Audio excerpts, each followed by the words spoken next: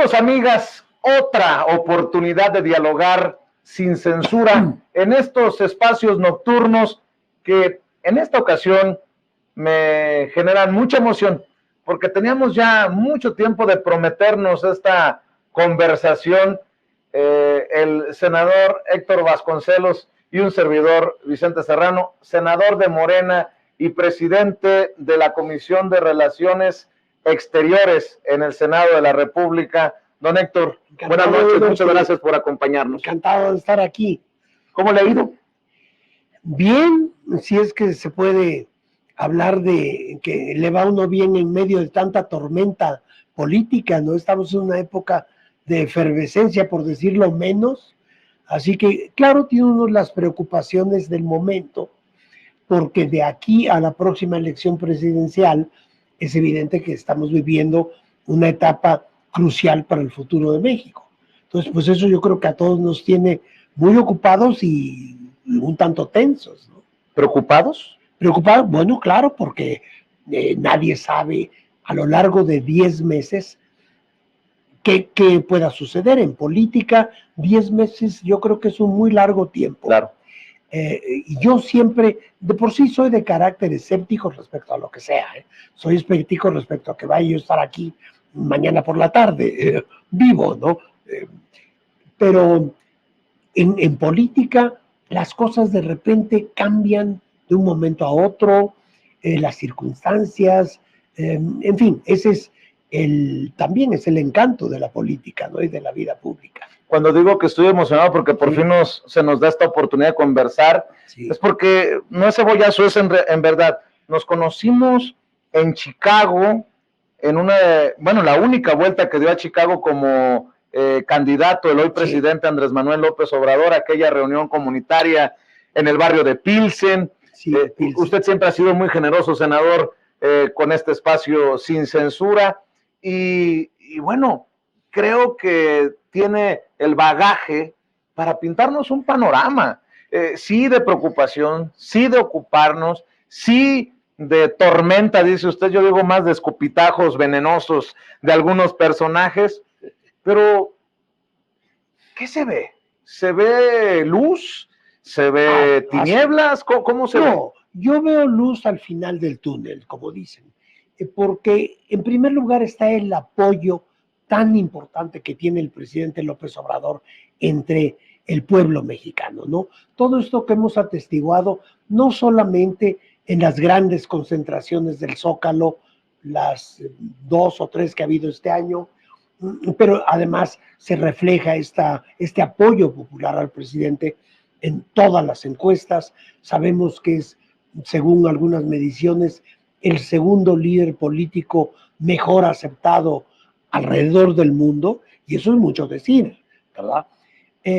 Entonces, eso es un elemento que no veo por qué pudiera cambiar, al contrario, creo que hacia el final del sexenio, ya en los últimos meses, se van a ver mayores resultados todavía, van a llegar a su conclusión proyectos como el Tren Maya, que es de una importancia crucial para el desarrollo del sureste mexicano. En fin, yo creo que si acaso la popularidad del presidente va a ir creciendo en los próximos 10 meses. Me refiero a 10 meses antes de la próxima elección presidencial. Pero por otro lado, en la política, en la historia, pues siempre está el papel de lo imprevisible, ¿no? En cualquier momento pasa cualquier cosa, en cualquier parte del mundo, ¿no? Se ha convertido en un circo en ocasiones el Senado, yo aquí lo he advertido, y tristemente por colegas, y me refiero a hombres y mujeres de oposición, colegas tuyos, senador, que pues lo mismo han irrespetado, es mi opinión, el recinto llegando de votar con una botarga de dinosaurio, que encadenándose, que gritoneando. ¿Cómo ves a esta oposición? Sí, desgraciadamente, en particular en los últimos meses, se ha enrarecido mucho la atmósfera en el Senado, ¿verdad? Cada vez es más difícil llegar a acuerdos, sobre todo en lo que se refiere a reformas constitucionales, pues es no ha sido posible lograrlas en los últimos meses, y no era ese el ambiente, hay que decir, al principio del sexenio. Yo creo que las ambiciones personales se han ido decantando, se han ido agudizando, y esto contribuye mucho a esta tensión que hay hoy día en el Senado y que me parece lamentable porque tenemos tantos problemas reales. Ya en el caso del Poder Legislativo hay tantas iniciativas que merecen un estudio sereno, profundo de la materia en cuestión y no tanto de protagonismos personales con intenciones políticas. Yo siento que hay un buen número de senadores y senadoras que ante todo anteponen eh, su ambición personal, su deseo de protagonismo, y entonces están dispuestas o dispuestos a hacer cualquier cosa con tal de hacerse más presentes ante la opinión pública. Es buscar el poder por el poder. Sí, claro, claro que sí. Bueno, eso es en general frecuente en la clase política, hay que decir, ¿verdad? Y en el Senado eso se hace muy evidente. Hay personalidades que están nada más buscando el poder por el poder en cualquier circunstancia, a cualquier precio, y no importa con qué alianzas. En fin, es algo lamentable porque hay problemas reales que merecerían una atención serena, como decía yo, seria, de la materia a ser legislada. ¿Cómo que qué pendientes crees que existen, que están sobre la mesa pero que no se han tomado con seriedad? Bueno, para hablar de lo de este año, en la reforma energética que fue vetada en Cámara de Diputados en mayo de este año, por ejemplo, que era una reforma muy importante que iba a transformar la forma de obtener energía en México. Está la reforma electoral, que a mi juicio tenía grandes cualidades. Había elementos en la reforma electoral que hubiesen mejorado sustantivamente la manera de hacer política y de llevar a cabo elecciones en México, y por intereses partidistas fueron frenadas estas reformas. Y en la actual atmósfera de crispación que tenemos en el Poder Legislativo, pues se ve difícil cómo puedan llegar a buen puerto. ¿Eres de los que piensa que la oposición está moralmente derrotada? Y te lo pregunto, tú eres muy decente, senador, pero pareciera que también le entraron en su momento Ciro Murayama y Lorenzo Córdoba desde el INE, y cuando se van esos del INE, algunos ministros de la Suprema Corte de Justicia de la Nación le entran a este merequetengue. Sí, ¿Estoy bien? Absolutamente. Yo creo que en ambos casos, en el caso del INE y de un buen sector de la Suprema Corte, hay la presencia de eso que históricamente hemos conocido en México como la vieja rancia derecha mexicana, ¿no?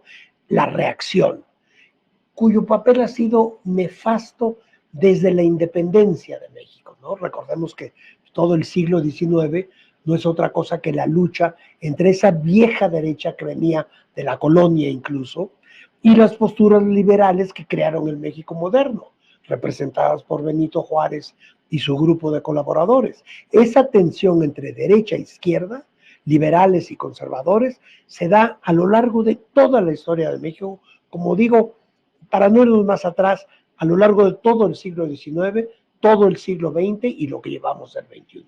Y eso lo estamos atestiguando al día de hoy en la disputa por el poder que ya está en marcha en este país. Y se va a poner peor la cosa. Yo le he estado advirtiendo a la audiencia de Sin Censura, preparémonos, porque se retira Andrés Manuel López Obrador, líder histórico, y quien se quede, con mucho respeto para las corcholatas, pues no llena los zapatotes que deja Andrés Manuel López Obrador. No me quiero adelantar, pero va a llegar el momento y tenemos que iniciar este debate, este análisis, claro. ¿No?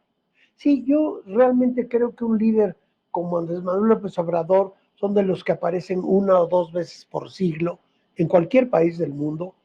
Yo, si me permites irme un poco a un relato personal, pues yo había conocido a todos los presidentes de México desde Adolfo López Mateos. Claro, yo era un adolescente en esa época, pero López Mateos era un gran amigo familiar. De hecho, fue uno de los líderes de la campaña vasconcelista de 1929, fue líder en el Estado de México, y de López Mateos a la actualidad he conocido en mayor o menor medida a todos los presidentes de México. Nunca había yo pertenecido a un partido político, hasta ahora a Morena. ¿Y por qué lo hice? ¿Por qué me afilié a en un principio movimiento y luego partido?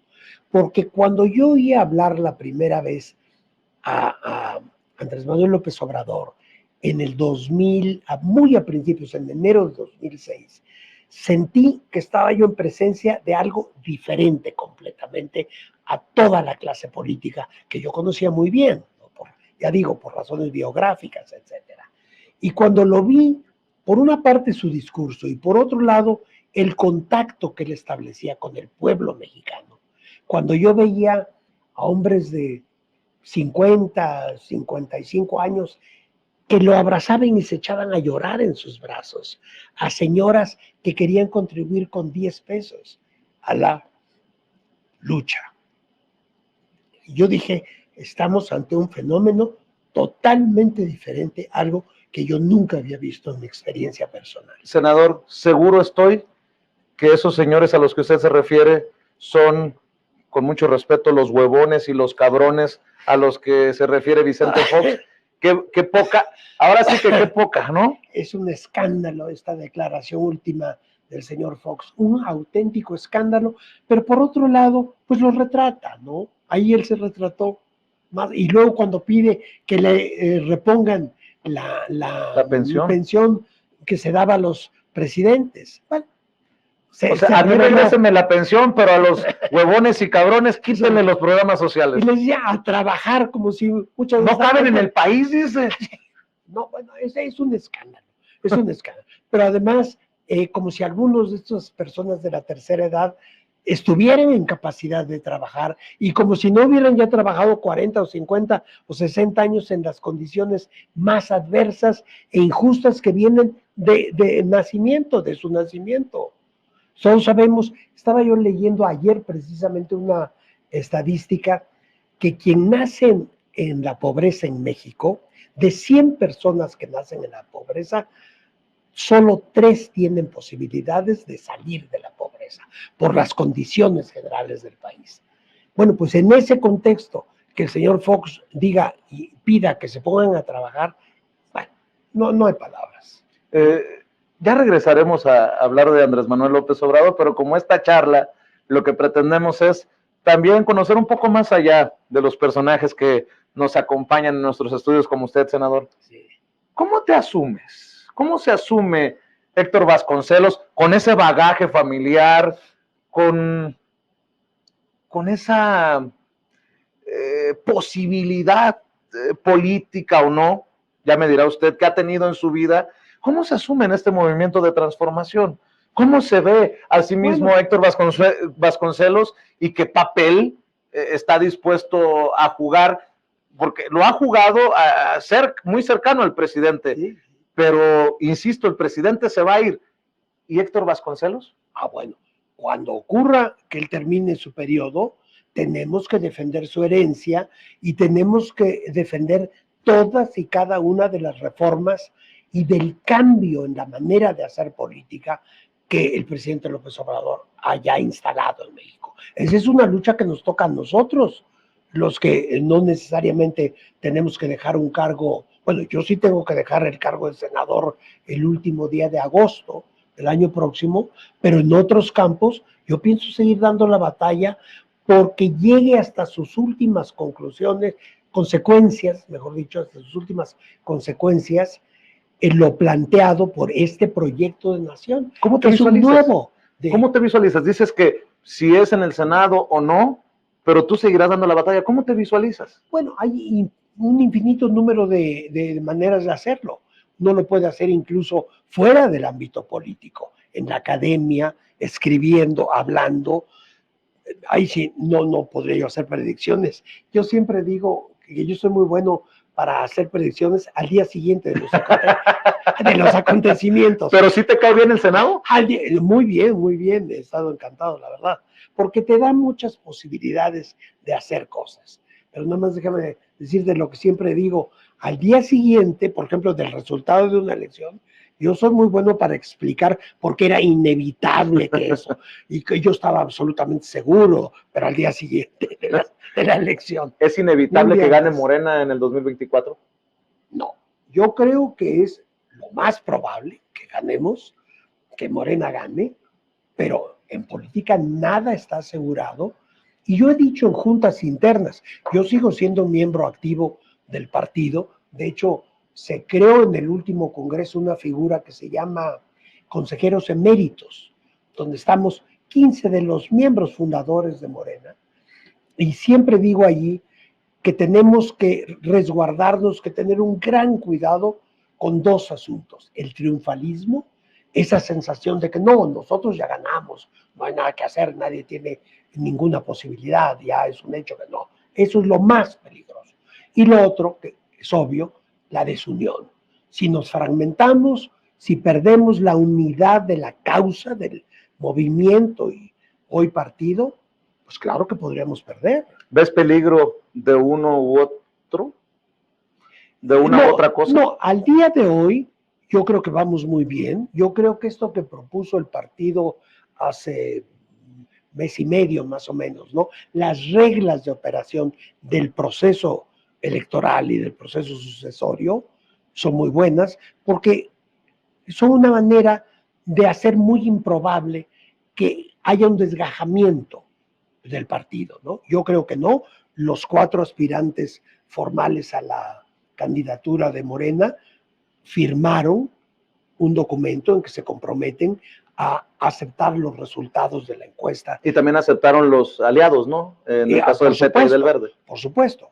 Entonces, yo creo que se trata de mantener este concepto de que lo importante es la causa. ¿Cómo vamos a defender la herencia del presidente López Obrador más allá de este sexenio? A mí me llama la atención que anden moviendo hasta encuestas de si es fulanita contra menganita, gana Morena, que si es menganito contra sutanito, gana Morena, que si es esto, lo otro. Digo yo, a ver, ¿qué parte no hemos entendido? Que todavía no tenemos coordinador o coordinadora, y que si están haciendo estas encuestas es para distraer a la raza, ahora sí que a la raza, en estos medios de comunicación que, pues que seguramente hacen su agosto con estas encuestas, porque no son nada baratas. Claro, pero hay que decir que eso es un fenómeno, yo creo, de nuestra época, ¿eh? ¿Sí? Porque, por ejemplo, en los Estados Unidos, en Europa menos, un poco menos, pero también hay esta encuestomanía, ¿no?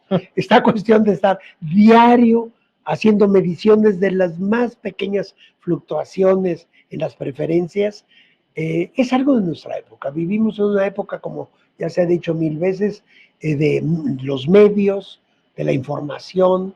Bueno, pues esto es un elemento que hay una demanda para ese elemento. Y al final tendrá que ser una encuesta, lo ha dicho el propio presidente, y en medios como este hemos defendido el método de elección. Será una encuesta lo que defina al o a la coordinadora de la defensa de la Cuarta Transformación. Sí. Senador, perdón que te pregunte, se vale decir, ¿qué te importa? ¿Cuántos años tienes? ¿Cuántos años tienes? ¿Qué edad tienes? 7, 8. 78 años. Sí. Y en tus 78 años, estos ataques, estas groserías de Lili Téllez han sido, desde el punto de vista político, el trago más amargo que te ha tocado pasar. Como contexto para la gente de Sin Censura, hace unos meses, la honorable, la gran senadora, lo voy a decir yo, no lo vas a decir tú, chapulina Lili Téllez, que brincó de Morena al PAN, arremetió de una manera pues muy baja, yo lo voy a decir, muy baja contra Héctor Vasconcelos, y algunos salimos a solidarizarnos contigo porque Lili Téllez se mete hasta la cocina, pero no la toques con el pétalo de una rosa porque se tira al piso a hacerse la víctima. Y yo sé de lo que hablo, senador. ¿Ha sido ese tal vez el trago más amargo? Mira, en la vida política, y aún antes de que estuviera yo metido en la política, porque antes yo me había dedicado realmente más bien a la vida académica o a cargos en el mundo, en el ámbito cultural, ¿no? Yo había sido director general del Festival Internacional Cervantino, fui el fundador del Fondo Nacional para la Cultura y las Artes, junto con don Víctor Flores Olea. En fin, había yo estado en cargos o culturales o diplomáticos, no tanto en la política. Ya expliqué por qué, porque ningún otro líder político de los que conocí en mi vida me habían entusiasmado como para volverme un seguidor de ese líder, ¿no? Entonces, en parte son gajes del oficio, pero ya que me lo preguntas, ya que me lo mencionas, yo creo que sería bueno que te contara exactamente qué fue lo que sucedió, porque es la única cosa, creo yo, que me sacan cada vez que me quieren atacar por algo.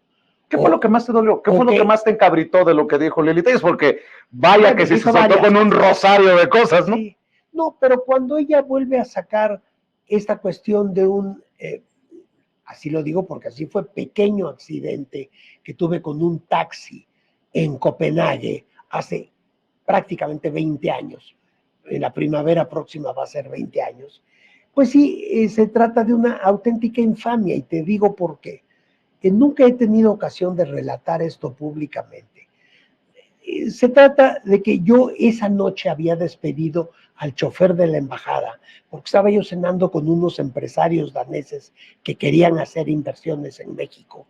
Y como había sido una semana de mucho trabajo, le dije al chofer de la embajada, ya vaya usted a descansar, yo me regreso manejando. A mi regreso, te cuento, quien lo quiera creer, qué bueno, quien no, pues, ¿qué puedo hacer? Prendo el radio del carro e iba yo, de por sí, siempre he manejado mal, toda mi vida, porque, bueno, hay gente que no es buena para eso, bueno, pero prendo el radio y estaban transmitiendo la primera grabación que hizo Leonard Bernstein de la Quinta Sinfonía de Mahler, y en particular estaba viendo el movimiento lento, el adagietto de la Quinta Sinfonía de Mahler. Entonces eso, la verdad, me distrajo un poco. Entonces llegamos a un cruce de calles y había una luz amarilla porque ya venía el alto y yo cometí el error de que creí que me daba tiempo de cruzar la calle antes del alto, no me dio y entonces un taxi que venía atrás me pegó en la parte de atrás, pero no fue nada más que un raspón. No hubo desde luego un herido, nada, absolutamente un raspón con un taxi.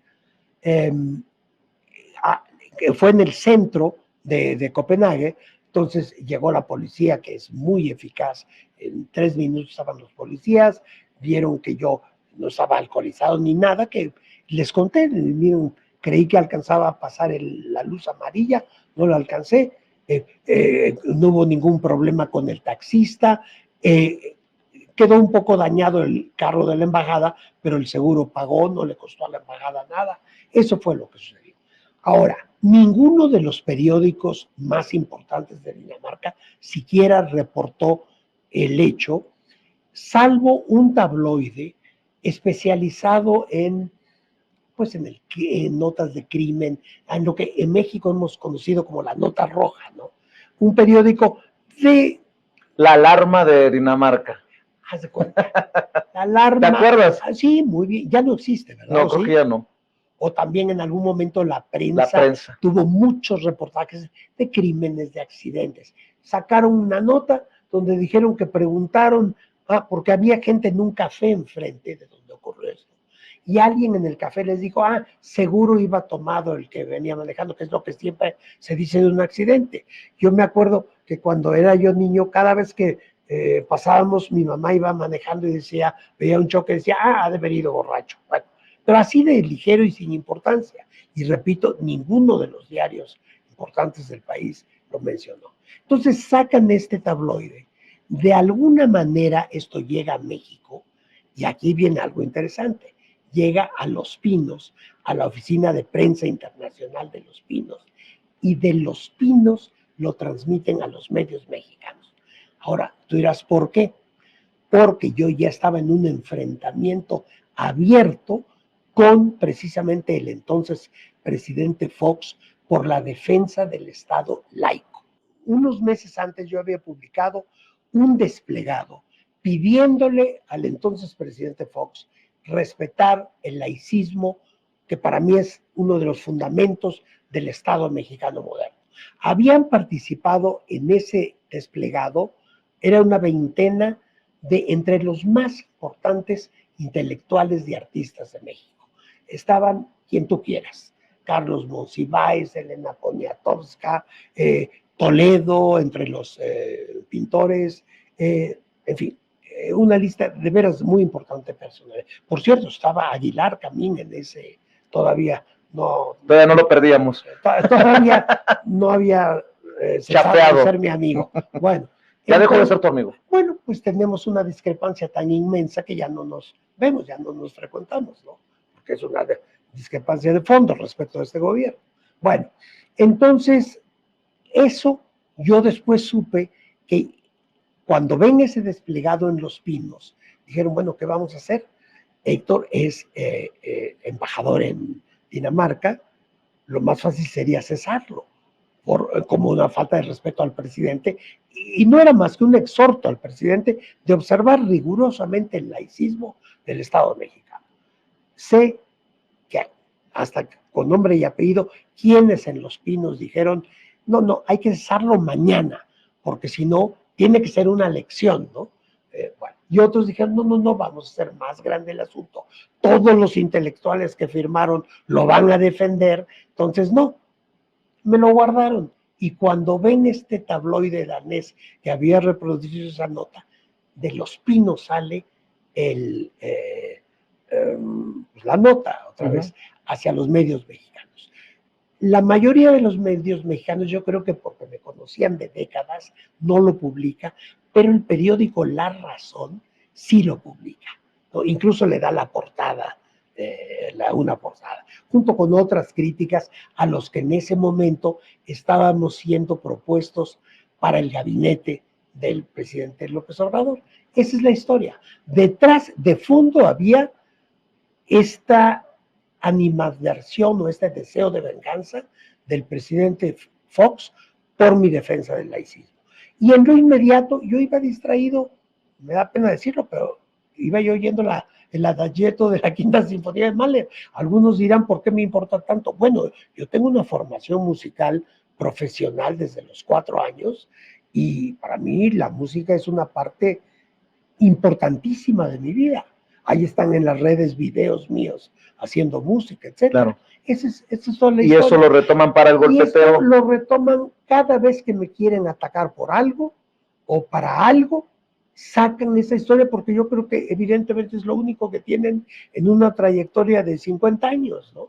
¿Y cómo ves esto de hacer política basado en la gordofobia, como le llaman, la homofobia, o sea, todo lo peor del ser humano? ¿Cómo ves? Yo diría la reformafobia, porque yo creo que en la Cuarta Transformación estamos transformando a país, pero hay gente que tiene fobia, que quiere que todo siga igual, porque tenían posiciones muy cómodas en el viejo régimen, ¿verdad? Entonces me parece, pues, obviamente pésimo. Y irse a ataques personales y además están absolutamente infundados, ¿no? Yo por eso te preguntaba lo de Lili Telles, porque se caracteriza Lili Telles, vamos a ser sinceros, no es un ataque por atacar a Lili Telles, pero se ha caracterizado por ser la golpeadora de Acción Nacional, punto, perdón que lo diga así. No, pues ahí están los videos, las evidencias. ¿Qué piensas de...? Es lamentable. Ahora, ahí hay otro asunto de fondo. En efecto, hoy día la difamación como tal ya no es un delito. Yo creo que habría que introducir una nueva reforma para que lo sea. Porque una cosa es la libertad de expresión, que obviamente es uno de los principios centrales de cualquier régimen democrático, etcétera, y moderno. Pero otra cosa es que alguien se sienta libre para afirmar cualquier cosa sin una prueba y que la contraparte se vea con los brazos atados, imposibilitado de proceder legalmente, ¿no? Allí sigo pensando con otros senadores y senadoras que quizá hay que reformar esa ley para que la calumnia, claro, es muy difícil separar la línea entre el ataque político y la difamación, ¿no?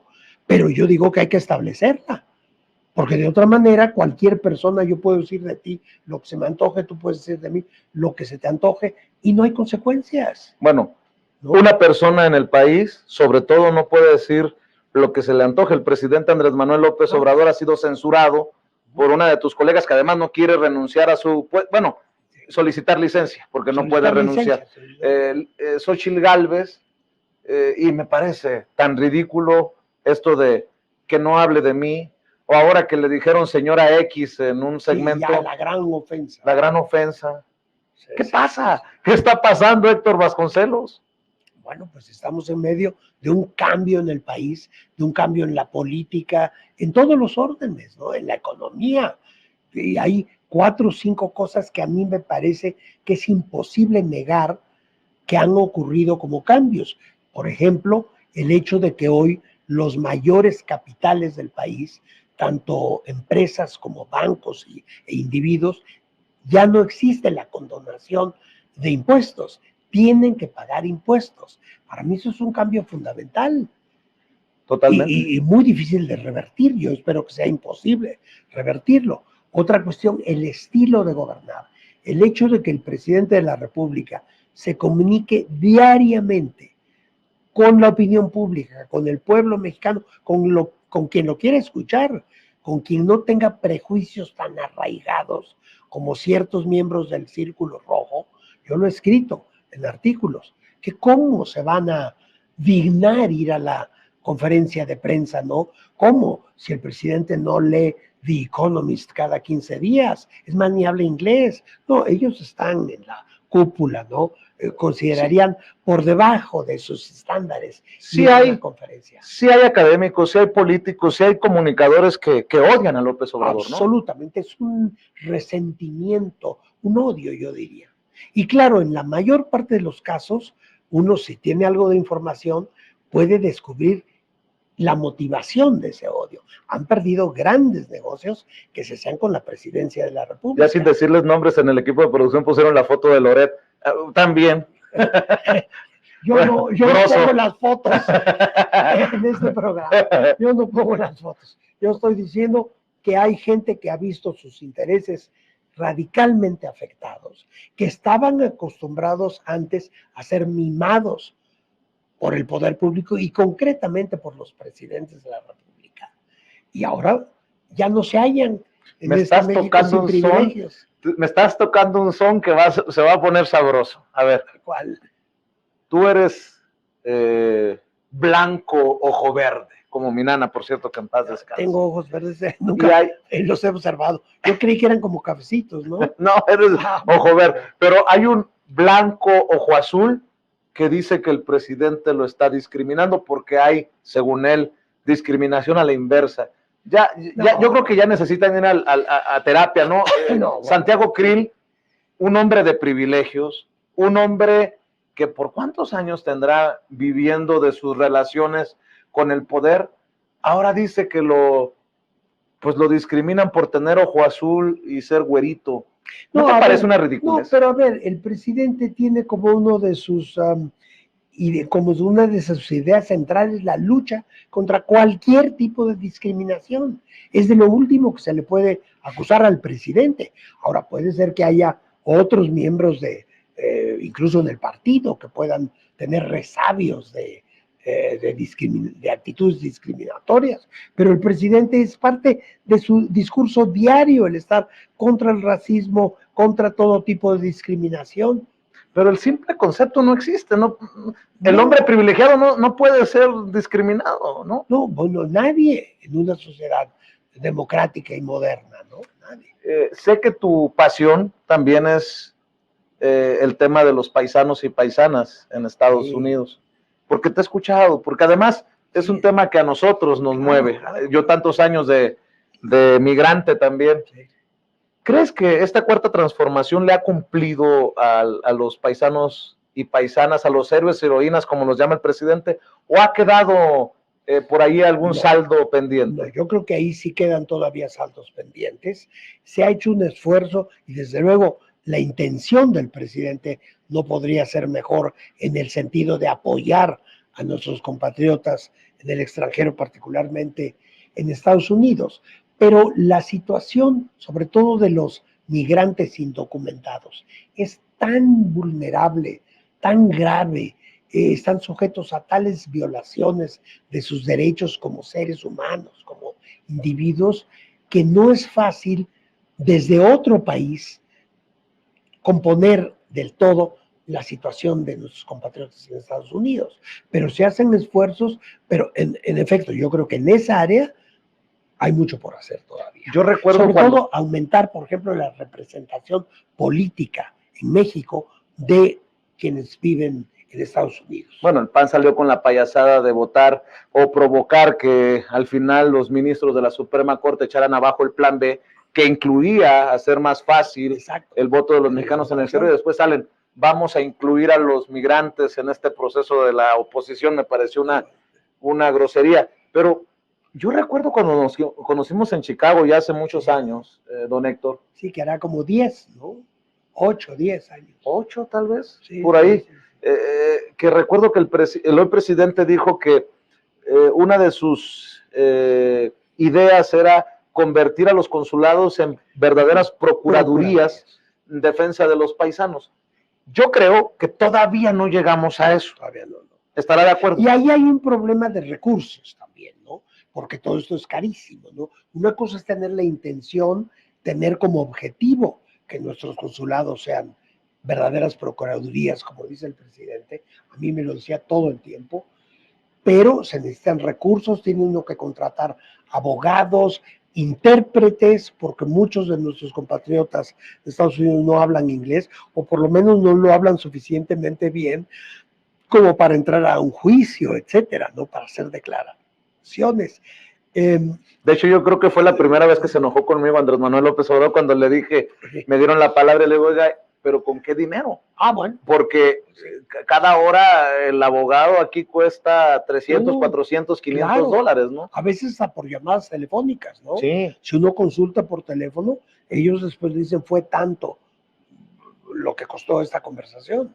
Pero a pesar de que, y para que no vaya a sonar a que estamos, al menos yo, sacando las podridas, diría el presidente, yo creo que a pesar de que no se ha cristalizado, cerrado ese círculo, no por completo, la gente está muy al pendiente de lo que pasa en México, y considero, al menos lo que yo alcanzo a ver, no se ha cumplido necesariamente o totalmente acá, pero sí veo los beneficios de la 4T en mi familia allá en México. Exactamente. Ellos están observando que sus familias están mejor, están recibiendo programas sociales, por ejemplo, que se les toma en cuenta, que son un actor central de la política nacional, el actor central de la política nacional. Todo esto lo perciben en Estados Unidos. Tan es así que yo creo que el apoyo que tiene el presidente entre nuestros connacionales allá sigue siendo mayoritario. Y no podría ser de otra manera.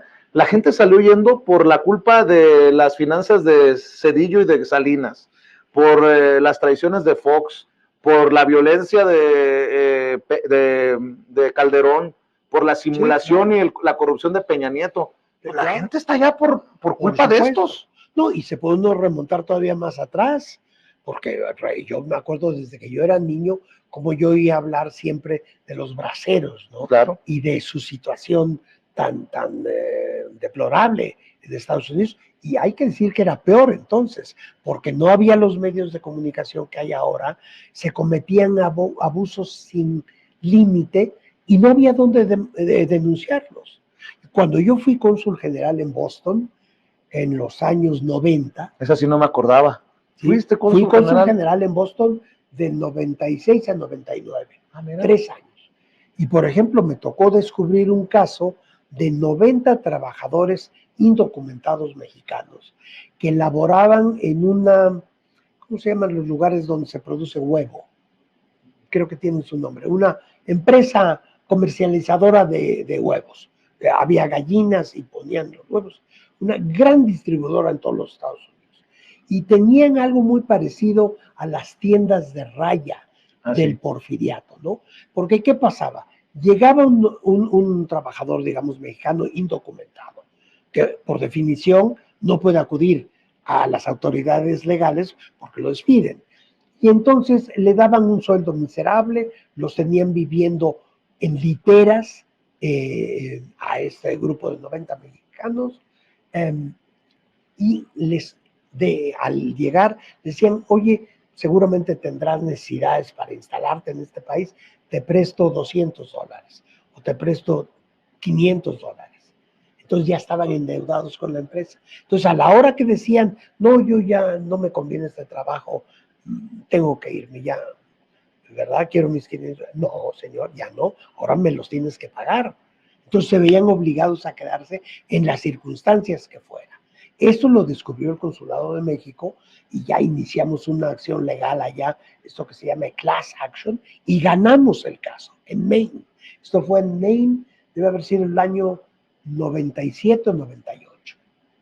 Hay que buscar porque sí, casos como estos siguen ocurriendo y peores sí, en Estados Unidos. Sí, esto incluso yo recuerdo que en aquella época Reforma lo sacó en primera página, un reportaje sobre este caso. Cuando el Reforma era Reforma, ¿no? Cuando iniciaba, pues estoy hablando del 97, 98. Oiga, don Héctor, una pregunta. Sí. ¿No se quedó usted con ganas de, no sé, lo voy a decir y espero que no me lo tome a mal? No. ¿No se quedó con ganas de ser secretario de Relaciones Exteriores? Porque yo emocionado cuando decían el gabinete de Andrés Manuel López Obrador y va Héctor Vasconcelos. ¿Se acuerda que en algún momento sí, lo mencionaron? No, claro. Y decía yo, qué bueno, porque uno que lo conoce, uno que lo ha seguido, sabe que es un hombre generoso e interesado de los temas hacia el exterior. Ahora que se fue Marcelo Ebrard, ¿no hubo esa posibilidad? Te voy a decir por qué yo no puedo ser secretario de Relaciones. Ya no tengo la edad que se requiere. Para eso hay que tener idealmente 40 años, pero todavía 50, 50. Favor le está haciendo a Marcelo, no que no tiene ni 40 ni 50, ¿no? No, bueno, pero sí tiene 60 y muy pocos, creo, ¿no? Creo que sí. 63, 64, algo así. No, él está, yo creo, ya en el límite físico, porque es una tarea, además en particular con el presidente López Obrador, que no le gusta viajar, ¿no? Sino que siempre te pide que vayas tú en su representación. Ya ven, Marcelo andaba de la seca a la meca y el presidente ha viajado muy poco porque él considera que su prioridad es atender los asuntos aquí. Bueno, entonces hay que tener una resistencia física enorme. Precisamente hablando de Marcelo Ebrard, una vez me contó que en una ocasión llegó a Berlín y no se quedó ni 24 horas. Antes de 24 horas ya tuvo que tomar el vuelo de regreso. Bueno, eso a los 70, y yo tenía en ese momento 72, 73, ya no se puede hacer. Le hubiera durado al presidente 3, 4 meses, 6 meses. Sí, no, pues es un esfuerzo brutal, físico. Quizá mentalmente todavía hubiera yo podido, pero ya no me daba el físico. Entonces, yo he estado muy contento en el Senado, porque como digo, se pueden hacer muchas cosas. Y además lo vi también muy receptivo con Alicia Bárcena, que llega a ocupar el puesto como canciller. No, va a ser una excelente canciller, yo creo. Es una mujer admirable. Yo creo que hoy día es la mexicana que ha alcanzado el puesto de mayor rango internacional de cualquier mexicana viva hoy día. En la CEPAL. ¿No? En la CEPAL, durante los años que dirigió la CEPAL. Es una funcionaria internacional de primerísimo nivel, y ella, pues yo la veo llena de vigor y de energía, y le deseo lo mejor. Don Héctor Vasconcelos, ¿qué tan cercano se siente al presidente Andrés Manuel López Obrador? ¿Qué tan cercano estuvo al presidente Andrés Manuel López Obrador? Porque le tocó viajar con él, sí. Le tocó compartir. ¿Qué tan cercano sigue siendo Héctor Vasconcelos a Andrés Manuel López Obrador? Yo creo que mucho. Claro, ya no lo veo con la misma frecuencia que antes de que llegara a la presidencia de la República. Pero sí son amigos. Mucho. No, miren, antes entre 2006, que es cuando yo lo conocí apenas, y 2018, pues nos veíamos. Para empezar, yo fui secretario de Asuntos Internacionales de lo que llamamos el gobierno legítimo, luego del partido, he sido 2 veces secretario de Asuntos Internacionales de Morena, entonces yo acordaba con él los lunes, generalmente los lunes a las 7 de la noche, pero luego nos veíamos socialmente porque compartimos todo un grupo de amigos, de manera muy destacada el matrimonio Pérez Gay, José María Pérez Gay y Lilia Rosbach, grandes amigos del presidente, grandes amigos míos. Entonces, en aquellos años nos veíamos, pues, mínimo 1 o 2 veces a la semana. Ahora, desde luego, por sus obligaciones ya no. Pero cada vez que nos vemos, porque luego también nos vemos en ceremonias, pero eso es otra cosa, ¿no? Pero ya cuando nos vemos así en corto, es con el mismo afecto. Hay cariño, no, hay cariño. Yo, bueno, de mi parte muchísimo. Y él, bueno, lo ha dicho públicamente en una mañanera, ¿no? De hecho, que te defendió de Lili Téllez precisamente, ¿no? De lo que hablábamos. No, hay un gran afecto y yo creo una gran confianza. Nos conocemos bien, yo confío en él, creo que él confía en mí y eso es lo más valioso en una amistad, ¿no? Dicen que los amigos se dicen la verdad. Por eso le dije yo, vamos a regresar al tema Andrés Manuel López Obrador en la conversación. ¿Cómo pasará la historia Andrés Manuel López Obrador visto a través de los ojos de su amigo Héctor Vasconcelos? Yo creo que el presidente ha inaugurado una nueva etapa de la historia mexicana. No quiero decir con esto que todo haya sido perfecto o que yo mismo haya estado de acuerdo con el 100% de las acciones o de las iniciativas, y eso lo sabe muy bien el presidente, porque como decías, entre amigos, eso sí, cuando estamos solos, hablamos con la mayor libertad. Claro, en público yo soy un miembro de su partido y lo apoyo siempre, ¿no? Pero ya en privado yo le digo, pues mira, respecto de esto o aquello, yo tengo mis dudas o yo tengo otro punto de vista sobre algún tema determinado, pero eso no daña en lo mínimo nuestra relación. Al contrario, yo creo que a él le gusta que le hables a la gente que le tiene confianza, pues según tu criterio.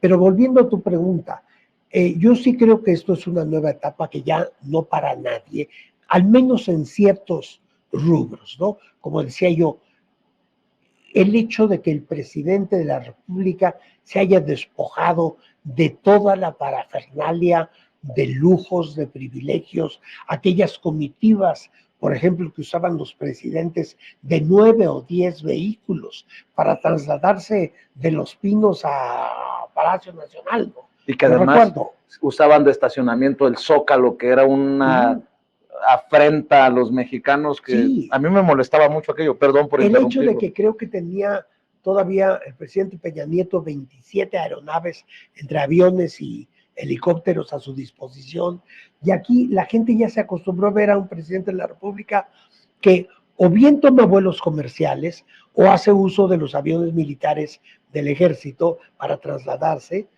Todos estos son cambios que va a ser muy difícil desechar. El hecho de que los expresidentes ya no tengan estos séquitos, ¿no? Que se les daban 20 y tantos miembros del Estado Mayor Presidencial, ya ni siquiera hay Estado Mayor Presidencial, ¿no?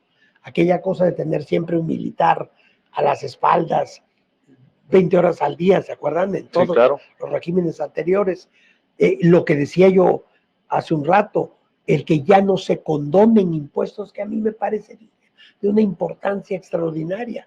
El hecho de que los programas sociales ya sean constitucionales. A ver, yo quiero ver qué gobierno futuro va a proponer seriamente, no como la declaración que comentábamos hace un rato, sino a ver qué partido se va a atrever a proponer que se eliminen las becas a los jóvenes.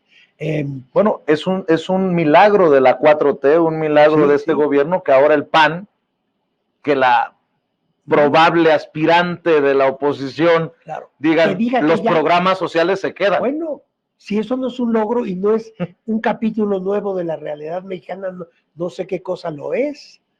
Entonces yo creo que va a pasar a la historia muy bien. Claro, habrá, como con cualquier presidente, en cualquier momento de la historia y en cualquier país del mundo, habrá puntos de vista que critiquen tal o cual aspecto, pero los cambios que ya él introdujo, el ejemplo de su absoluta y radical honestidad personal, ¿no? De sus propósitos tan genuinos de mejorar al país y sobre todo a los desprotegidos. Yo creo que todo eso inaugura un nuevo capítulo de nuestra historia. En ese sentido, y si se ofenden algunos, que me disculpen, lo hago en la mejor intención, ¿le ha quedado a deber el movimiento al líder? Sí, yo sí creo. El partido, ha habido momentos en que yo creo sinceramente, y mira, yo soy miembro del partido y trato de estar lo más activo que puedo. Ahora soy parte de la comisión redactora del proyecto de Nación 2024-2030, pero ha habido momentos en que por pugnas internas y conflictos personales entre algunos liderazgos, no hemos estado a la altura ni del pueblo ni de esta gran transformación que hemos intentado. Entonces, ¿se ha rectificado para estar en este proceso rumbo al coordinador o coordinadora? Sí, yo creo que estamos mucho mejor de lo que estábamos desde, no sé, 4, 5 o 6 años, ¿no? Sí. Por cierto, voy a decir algo ahí a ver qué te parece. ¿No le hizo falta relevo generacional a ese grupo que va a redactar el proyecto de Nación 2024-2030? Absolutamente. Pero se me van a venir encima, pero ni modo. No, bueno, pero es un hecho, ¿no? Ahora, sí hay algunas gentes, pero son minoría, los jovenazos, que están participando en este proyecto. Sí son. Pero yo viendo la lista dije yo, hay muchos amigos, ¿no? Pero claro, dije yo, le hace falta, ¿no? No, y antes al inicio faltaban muchas mujeres. Entonces hubo varios que dijimos, bueno, pero tenemos que darle cabida a más mujeres. Esa es otra cosa. Este es el gobierno más feminista, si es que ese es el término, creo que va mucho más allá, más promotor de la mujer de nuestra historia. Que se va a olvidar que por primera vez la Secretaría de Gobernación ha estado 2 veces en manos de mujeres. Que hubo al principio de este sexenio un momento en que las presidentas de las 2 cámaras de diputados y de senadores eran mujeres. El primer gobierno en que hay paridad de género en el gabinete presidencial. Bueno, y todavía atacan al presidente por su falta de atención a las mujeres o porque no quiere a las mujeres, como dice cierta colega mía. Por favor, ahí están los hechos a la luz pública. ¿Cuándo un presidente le había dado tantas oportunidades a las mujeres? El partido mismo ha sido dirigido por mujeres, claro, en ocasiones. Que me digan que otro gobierno le dio ese rol, ese papel a las mujeres, ¿no? Hablabas de 78 años, hablabas de que ya no es el momento por lo demandante que puede resultar ser secretario de Relaciones Exteriores. Tú has conocido a Andrés Manuel López Obrador en campaña y obviamente ves a Andrés Manuel López Obrador con el desgaste obvio de tener una responsabilidad de ese tamaño y más contra los poderes a los que se ha enfrentado, a los intereses. ¿Tú ves al presidente cansado? No, bueno, si eso es estar cansado. Claro, hay horas del día, por ejemplo, cuando sale de viaje, ¿no? Es evidente, yo a veces, bueno, he estado muchos viajes con él, 11 veces fuimos a Estados Unidos, una vez a Europa. Claro, hay veces que a las 8 o 9 de la noche ya se le ve cansado, pero yo estaría infinitamente más cansado. Yo lo digo porque él dice, yo, señoras y señores, bueno, además de que es un gran demócrata y ferviente seguidor de aquello de sufragio efectivo no reelección, madrista, ¿no? Pero digo yo, y tendría todo el derecho de decir, ¿saben qué, señores? Yo ya cumplí, ahí les dejo el changarro, yo me voy a descansar, ¿no? Y no a descansar, yo creo que él se va a dedicar a escribir y a leer, que es su pasión, igual que la mía, ¿eh? Eso es una cosa que nos acerca mucho, siempre hablamos de qué estamos leyendo respectivamente. Yo creo que él se va a meter a su casa, además ya tiene, al menos yo sé de 2 libros en mente que le gustaría escribir. Y yo creo que como él es un hombre de decisiones, cuando toma una decisión así básica, la hace de manera inevitable, ¿verdad? Porque tiene una claridad. Y si vemos, todas las grandes decisiones de su vida han sido definitivas. Yo creo que él no vuelve a intervenir en política. Ya sé que mucha gente no lo cree. Bueno, es una cuestión de opiniones. Yo, que lo conozco bien, creo que él ha tomado esa decisión y él cierra esa parte de su vida e inicia una nueva etapa. Y quiero nada más aclarar también que yo en ocasiones lo he platicado con los colegas que cubrimos la fuente o sus viajes. ¿Cómo le hace el presidente? Cuando hablo de cansado, no me refiero a ya está cansado, no está tirado en la cama, no. O sea, cansado por el gran estrés que conlleva esto de ser presidente. No, bueno, no me lo quiero imaginar el estrés que eso implica, no me lo quiero ni imaginar. Bueno, Barack Obama en algún momento entró con cabello negro y salió con cabello blanco, cano. Claro. El propio presidente pues se ha ido blanqueando más de su cabello. Por eso le dicen cabecita de algodón, pero yo les digo, oigan, tanto que criticaron a esta colega Sandy Aguilera de que el corredor keniano, no sé si te acuerdas al principio del sexenio. Sí. ¿Quién le aguanta al presidente sus trayectos? Yo, no. Y estoy todos, seguro que los corresponsales no aguantan ese trajín, ese ir para arriba y para abajo. Colaboradores luego ya en corto dicen que bueno, yo no tengo que dormir 3-4 horas al día a veces, ¿no? Es fuerte. Y si eso es un hombre cansado, pues yo quiero ser un hombre cansado, así, ¿no? Senador, estamos en la recta final ya para cerrar esta conversación, que espero que sea seguido, porque esto hay tantos temas que van saliendo, ¿no? Y apenas estamos empezando, los próximos 10 meses van a sobrar los temas. Si me permites, te voy a seguir invitando. Cuando quieras. Y hablamos también de tus libros, los libros que estás leyendo. No, sí, claro. Quieras, claro.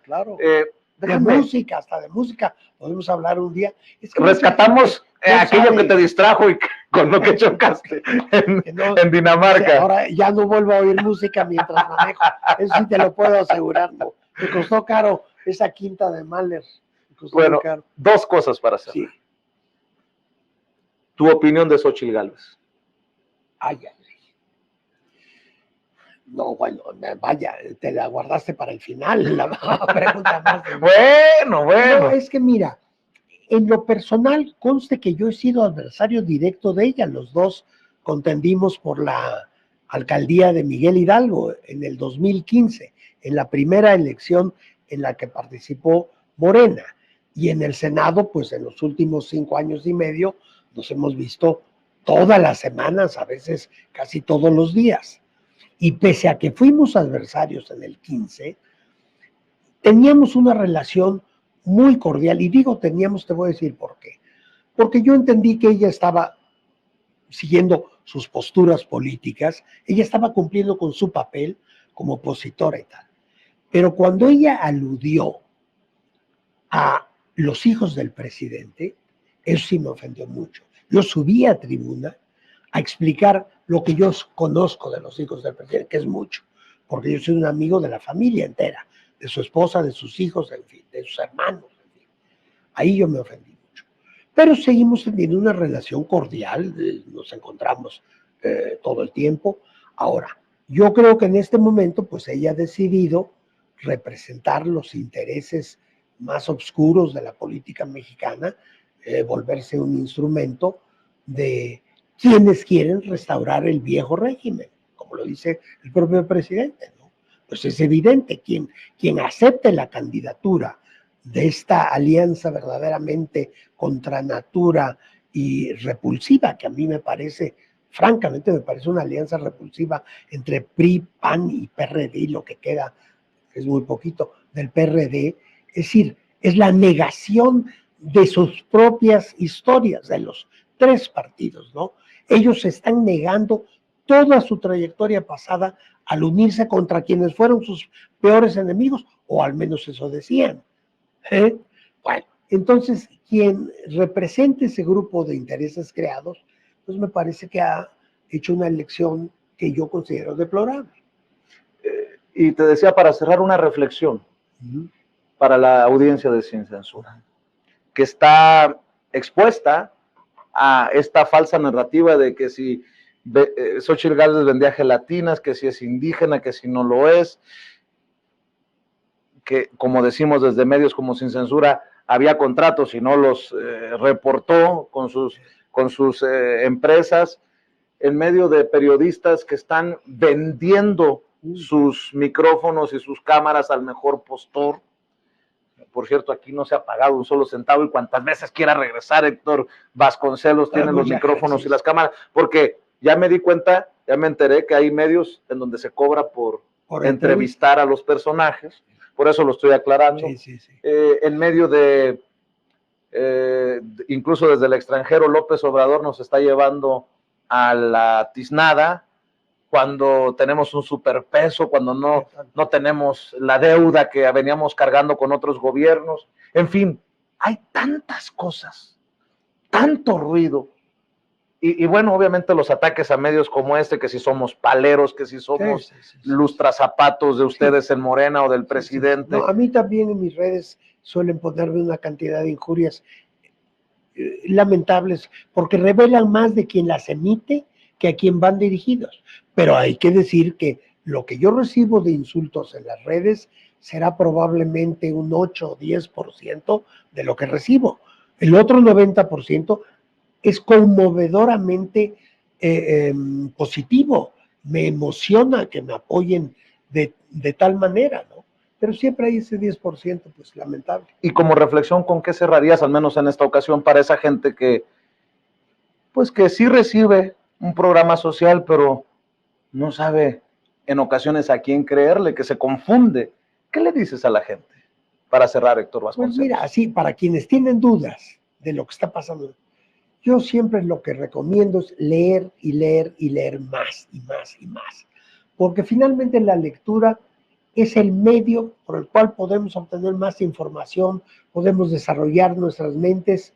Desde luego esto incluye a los medios visuales también, a la televisión, a programas como este. Me refiero a todo lo que haga reflexionar sobre los acontecimientos, ¿no? Entre más información exista, mayor es la posibilidad de tener un criterio independiente y juicioso, un buen juicio, ¿no? No hay otra manera. Hay que informarse, escuchar distintos puntos de vista y hacerse de un criterio propio. Y también ver en la experiencia personal qué es lo que uno atestigua. No hay otra manera. Pues, don Héctor Vasconcelos, me da mucho gusto que por fin hayamos coincidido y que haya venido a los estudios de Sin Censura, que se repita. No me hables de usted, por favor. O tan viejito me ves. Bueno, ¡no, hombre! Te digo que ya no estoy para ser secretario de Estado, pero para muchas otras cosas todavía. Héctor, muchas gracias, senador. Gracias a ti. Y bueno, a las personas que nos están viendo, les recuerdo que ya no es suficiente con solamente vernos en vivo y en directo. Vea y comparta estas entrevistas, estos diálogos nocturnos y sin censura. Agradecidos por su respaldo. Y por favor, comparta a través de Facebook, de Twitter, de YouTube, por donde usted quiera, por WhatsApp. Y ahí le encargo los likes, que en esta maraña de redes sociales no cuestan, pero que sí cuentan. Todos somos Sin Censura.